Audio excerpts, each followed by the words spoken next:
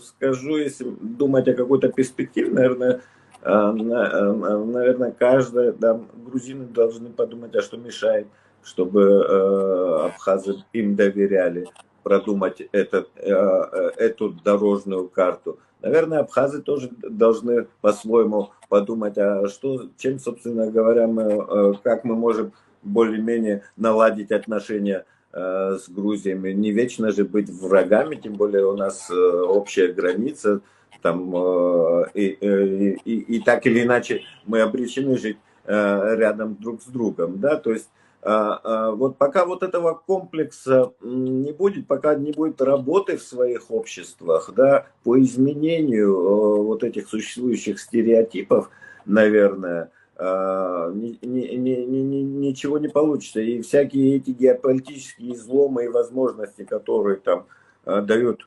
различные варианты по изменению существующих там конструкций, они тоже будут иметь временный характер, ибо вот, опять же, вся проблема в головах, наверное, пока вот, допустим, в том же грузинском обществе не будет пересмотрен, наверное, подход кто же такие абхазы, да, и чего они хотят, наверное,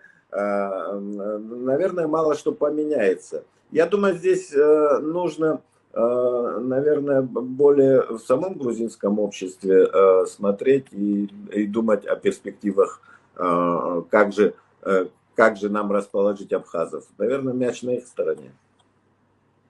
Я согласен, Инал, абсолютно вот все, что ты сейчас сказал, я согласен с этим.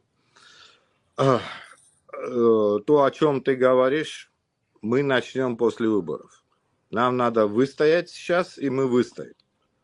Потому что все эти вопросы, они не могли быть до этого решены, и до такой подход он не мог, потому что тот курс, который держало правительство и пока доминировал Запад, должна была быть такая риторика, потому что нам никто не давал возможности переходить на другую риторику.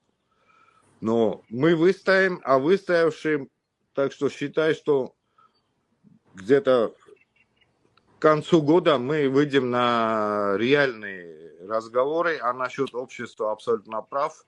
С обществами нам с обоих сторон надо работать и много работать. Но до выборов мы есть здесь и готовы обсуждать